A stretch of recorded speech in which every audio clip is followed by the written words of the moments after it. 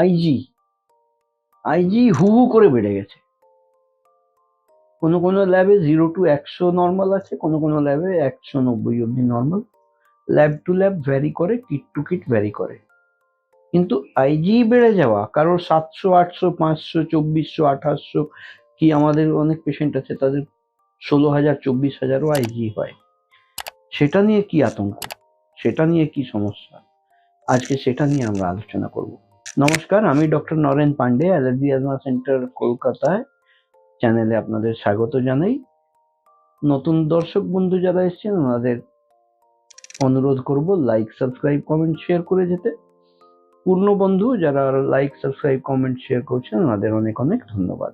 আমরা কলকাতায় শিয়ালদা স্টেশনের পাশে 5 মিনিটের হাঁটা পথ, মৌলালী মাজার। মাজারের গা দিয়ে বাঁদিকে প্রবেশ করে একটা বাড়ি ছেড়ে দ্বিতীয় বাড়িতে আমরা অবস্থিত, অর্থাৎ মৌলালী মাজার এবং ইন্টারলেক সিনেমা হলের মাঝখানের বাড়িতে অবস্থিত। আমরা সোমবার থেকে শনিবার অবধি কাজ করি, সকাল 11টা থেকে 8টা পর্যন্ত। কিন্তু অগ্রিম অ্যাপয়েন্টমেন্ট নিয়ে আসা খুবই প্রযোজ্য। অগ্রিম অ্যাপয়েন্টমেন্টের জন্য 500 টাকা নন রিফান্ডেবল পে করতে হয়, যার জন্য আপনারা যোগাযোগ করে নিতে পারেন অ্যাপয়েন্টমেন্ট সংক্রান্ত বা আরো তথ্য জানার জন্য নিচে দেওয়া নাম্বার 7278034776 যে বিষয়টা আমরা আলোচনা করছিলাম, আইজি প্রচুর পরিমাণে বেড়ে গেছে। এবার আইজি প্রচুর পরিমাণে যখন বাড়া থাকে, তার একটা দিকের কারণ হচ্ছে ট্রপিক্যাল ইওসনোফিলিয়ার জন্য বা ট্রপিক্যাল হেলিমেনথিয়াসিসের জন্য। পেটে কৃমি হলে অনেক সময় আইজি এইভাবে ফলস ভাবে বেড়ে যায়, কিন্তু সেই পেটে কৃমির বিষয়টা খুব কম পার্সেন্টেজ অফ মানুষের মধ্যে হয়। বেশিরভাগ আইজি পরীক্ষা করতে মানুষ তখনই যান যখন অ্যালার্জির প্রকোপ হয়। অ্যালার্জির প্রকোপে কি হয়?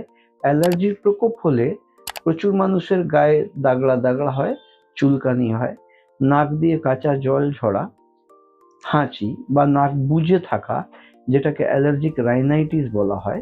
এরপরে গলায় খুসখুসানি এবং তা দিয়ে একটা কাশি হওয়া বা ড্রাই কফ হওয়া, নন প্রোডাক্টিভ কফ হওয়া বা প্রোডাক্টিভ কফ হওয়া, প্রচুর পরিমাণে শ্লেষ্মা তৈরি হওয়া গা দিয়ে, অ্যালার্জিক কনজাংটিভাইটিস, চোখ কুটকুট কুটকুট করে জল পড়া আর লাল হয়ে যাওয়া, বুকে চাপ হওয়া, দমের কষ্ট হওয়া, এই সমস্ত উপসর্গ যখন দেখা দেয় তখনই মানুষ সন্দেহ করে যে না, অ্যালার্জির কিছু বিষয় আছে বলে আইজি পরীক্ষা করতে হবে।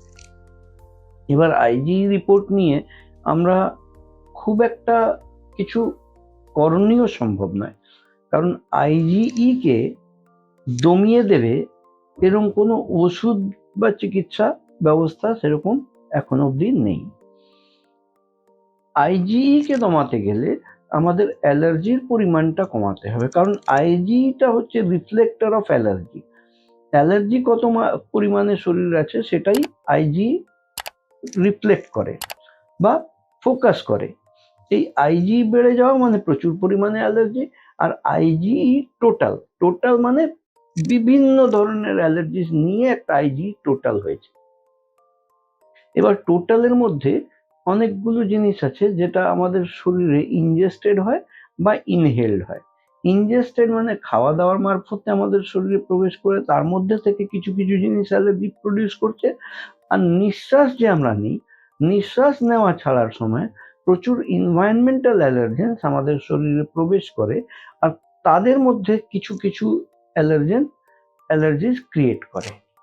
এর প্রতিকারের জন্য, যেটা আইজি কে কমানোর জন্য বা অ্যালার্জিক ম্যানিফেস্টেশনস গুলো বা এই সিমটম গুলোকে কম করার জন্য, যেটা গোল্ড স্ট্যান্ডার্ড অফ ট্রিটমেন্ট আছে, সেটাকে বলা হয় ইমিউনোথেরাপি।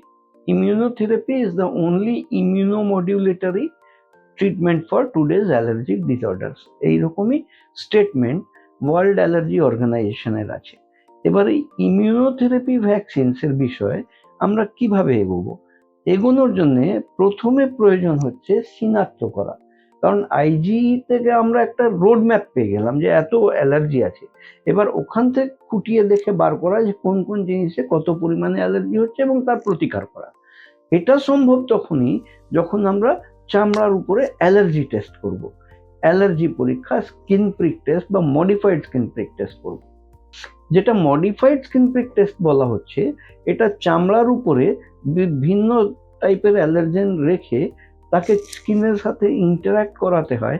এই ইন্টারাকশনের এগেনস্টে একটা ভিল টাইপের, এরিথেমাটাস ভিল টাইপের একটা রিঅ্যাক্টিভিটি আমরা চোখে দেখতে পারি।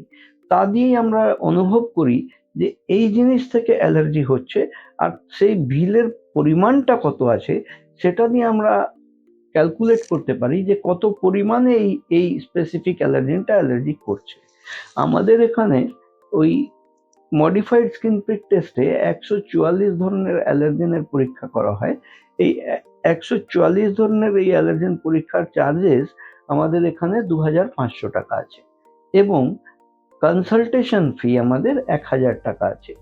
এই যখনই আমরা চিনতে পারলাম যে কোন কোন জিনিস থেকে কত পরিমাণে অ্যালার্জি হচ্ছে, তখনই আমরা তার বিরুদ্ধে স্পেসিফিক ইমিউনিটি বিল্ড আপ করার জন্য ইমিউনোথেরাপি ভ্যাকসিনের জন্য এগিয়ে যাব।